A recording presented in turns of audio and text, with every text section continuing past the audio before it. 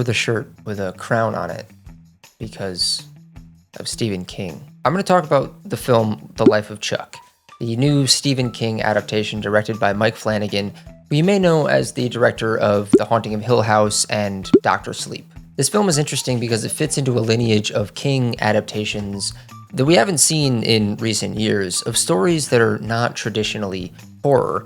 I wouldn't even call this film a horror film at all. Certainly, it's mysterious. It has elements of the supernatural or magical realism, but it falls in line with other films and stories like, for instance, Stand By Me, or The Shawshank Redemption, or The Green Mile. To truly describe this film would be very difficult without spoiling it outright, but I'm going to try to do my best to dance around what this film is first, and then in the back half of this video, I'm going to dive into a full spoiler section.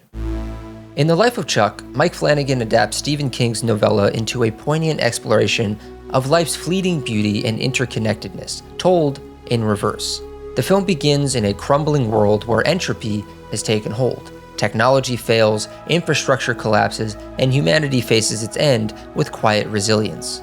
Amid the chaos, the enigmatic figure of Chuck looms large, his face mysteriously appearing everywhere from billboards to broken screens.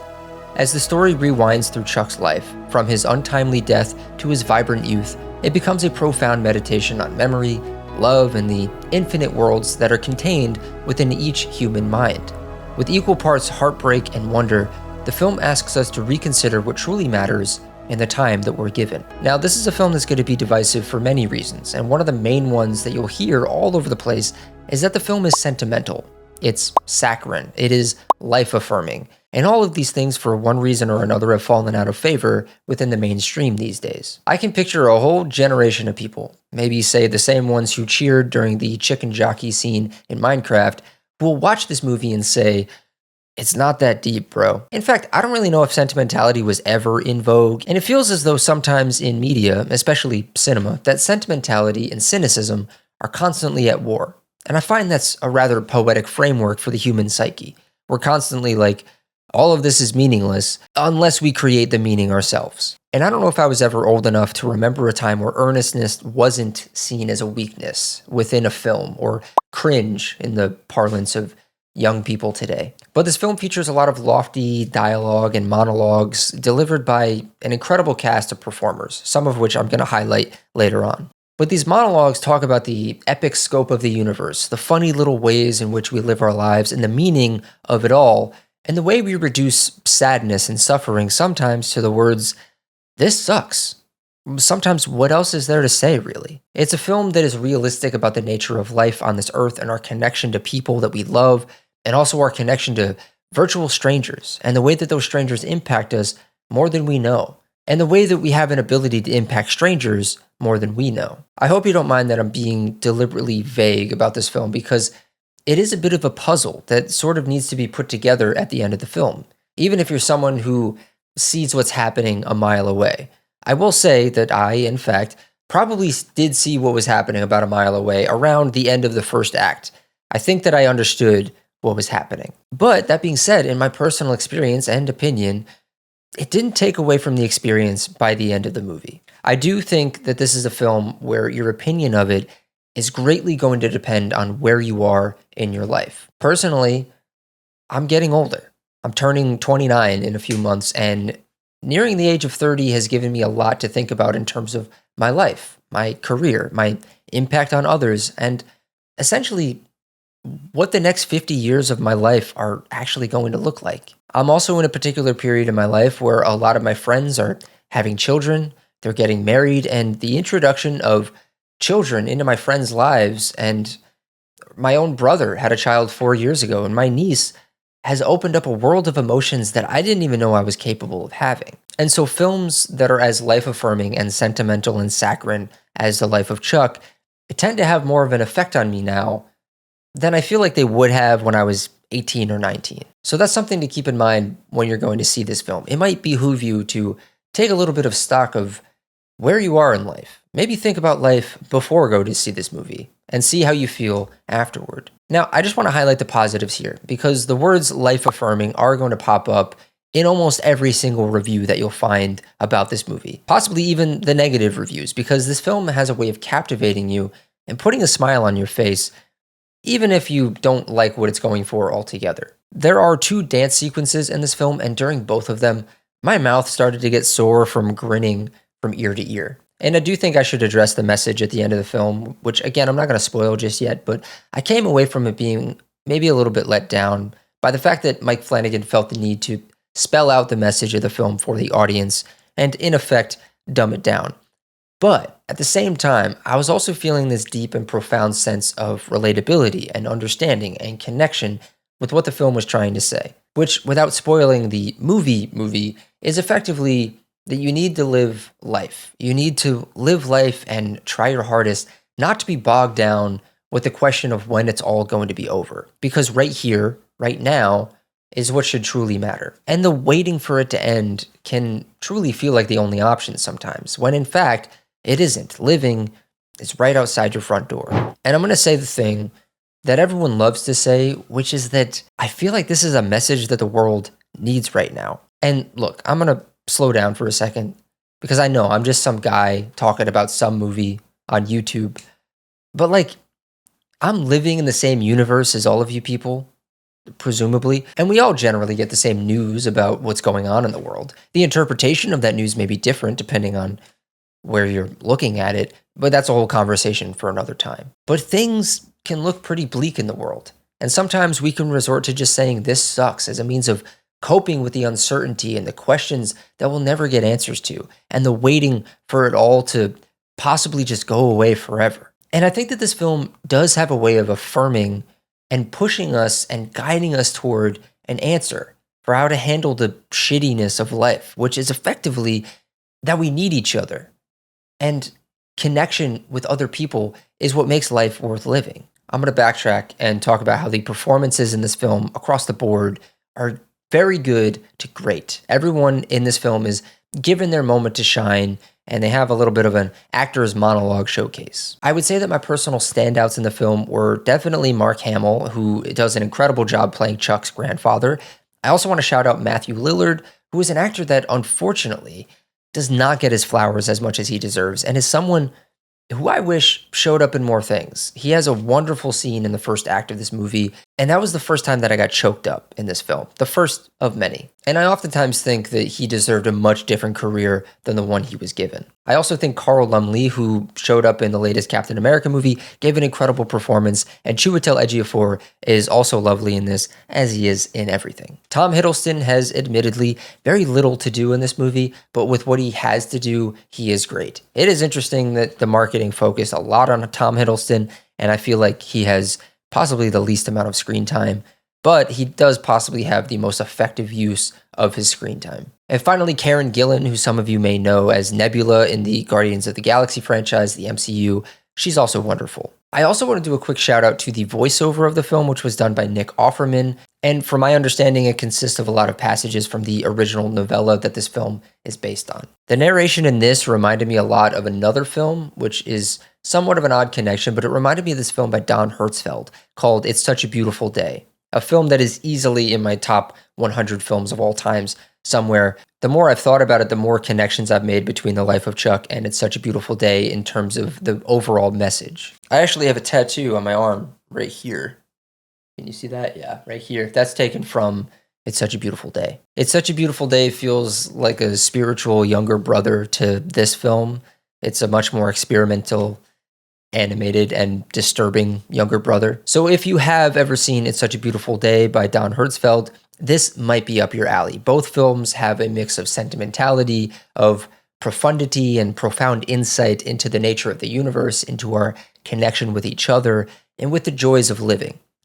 But also the reality of life not being a fairy tale, and life coming and going with the seasons as they change. Now, as for my negatives for The Life of Chuck, I will say that the sentimentality is sort of a double-edged sword. It is both poignant and has potential to get you emotional in thinking about your own life or your own existence, your own connection with the world around you, but it could also be incredibly on the nose and distractingly so. When characters go on long monologues about how we've destroyed Mother Earth, or how mathematics are the most important thing in the universe, or a nice sweet interpretation of a line from a Walt Whitman poem, while a stringy score drones in the background, sort of telling you how to feel, I guess I couldn't blame anyone out there for rolling their eyes at the saccharine nature of it all. While the sentimentality works for the most part, it can sometimes feel overbearing.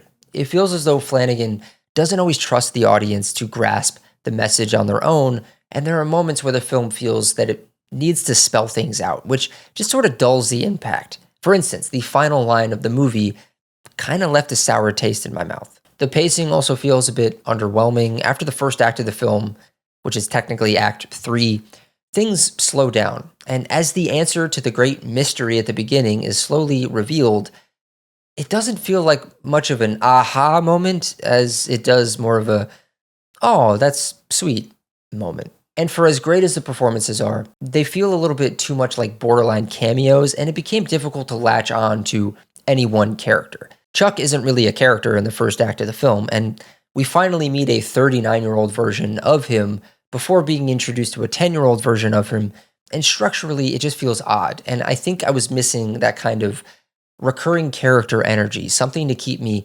grounded within the story. And I'm moving on from negatives of this film because I realized I didn't really touch upon the Stephen King of it all. Stephen King is someone whose books I've read very few of, but whose adaptations of his stories I've seen almost all of. Stand By Me was probably the first Stephen King adaptation I had ever seen as a young boy, and it instantly became one of my favorite films of all time. To this day, it's probably up there somewhere for me. And then after that, we have things like The Shining, and then oddly enough, Dreamcatcher is one of my all-time guilty pleasure films. I saw that real young, and dare I say that film is underrated. Feel free to come at me, hit me with your Dreamcatcher opinions down in the comments. I think that movie is actually really good. But then beyond that, Shawshank Redemption, The Green Mile, Carrie by Brian De Palma, the recent It adaptations, he's an incredibly important figure and an author who has been adapted more times than anyone in contemporary times. I think just this year, he has about 6 or 7 adaptations of his works,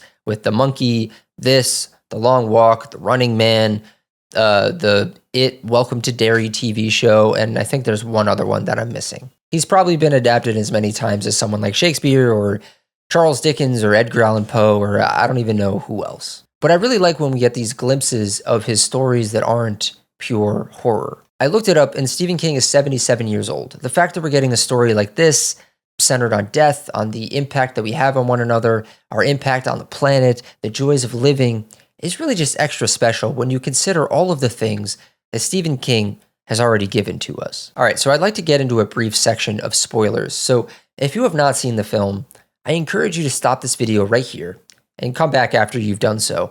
And if you have seen it, stick around. Okay, now that they're gone, we got to talk about 2 things mainly. 1, the revelation of the cause of the apocalyptic event in the first act, and 2, what was in the cupola of the Victorian house that Chuck grew up in. But before I get to that, this is an interesting movie because I don't know if any of you felt this way, but I was somewhat lukewarm on this film after I saw it. Don't get me wrong, it was pleasant. I smiled a lot during it. I occasionally took note of the overtly saccharine dialogue, but I left feeling pleased, but not wowed. And then something funny happened, which is that my girlfriend came home from her shift at work. It was around 11 p.m., and she asked me about the movie. And I started explaining it to her, and the more that I talked, I realized I was rambling on and on and on, kind of like this video here. And I realized that I had a lot to say about it. And in talking about the themes of the film, the plot of the film, I started finding myself getting emotional all over again. And it wasn't until I took a step back and I said, sure, what Chuck's teacher told him about the Walt Whitman poem was deeply sentimental movie talk about how all of us contain a universe within our minds, a universe stuffed with any and all stimulus that has crossed our path, from some stranger on a bus bench to the English teacher in the next room over.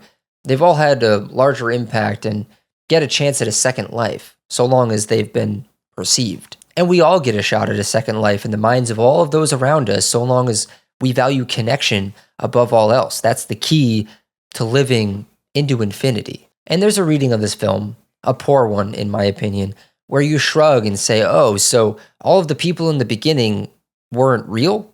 They were just inside Chuck's mind? But to that I say, they were real because Chuck was real. Their whole existence dies because they are Chuck. They are as real as him, he contains multitudes. I don't know. I've gone a little bit off track here. My point is that I took a moment to take it all in and say to myself, wow, this is making me feel something, making me think about life. And when we could take off our critic hat and put on our human being hat for just a fucking second, we can see that there is beauty in this universe beyond Monet's water lilies and the feeling of watching a sunset.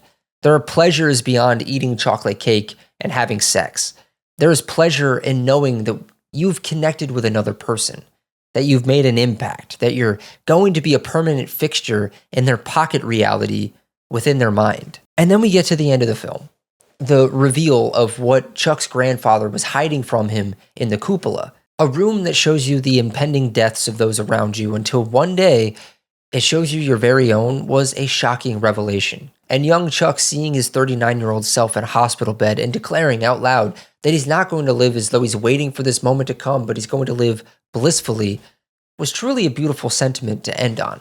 And I don't know how I feel about him verbalizing it out loud. My gut reaction is to pull away.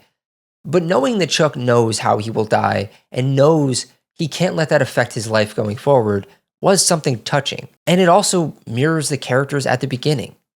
As they say, the waiting is the hardest part. And by Chuck leaving the door open at the end, it also indicates that he isn't afraid of knowing because it doesn't matter. He's chosen to live his life, passing along his passions and joys. And at the end of the day, the knowledge that we all die is nothing new. Knowing how or when shouldn't make a difference. You should be true to yourself and connected to the universe at all times, not just when you fear that it could be stripped away from you and you from it forever. So with all of that said, it's safe to say that this film had a large impact on me. Perhaps one that gets larger as the days go by and I sit within these feelings. And maybe I'll revisit this film in 10 years when I'm 39 myself, and it'll take on an entirely new meaning. That's sort of the beauty of this film. Like I said earlier, it really depends on the viewer to determine its value in their own life. So, what did you guys think? Let me know down in the comments if you've seen The Life of Chuck and what your thoughts were on this pretty damn beautiful film. Don't forget to hit the subscribe button, hit the bell to be notified when new videos come out on the channel. Feel free to follow me on Letterboxd, and I'll see you all next time.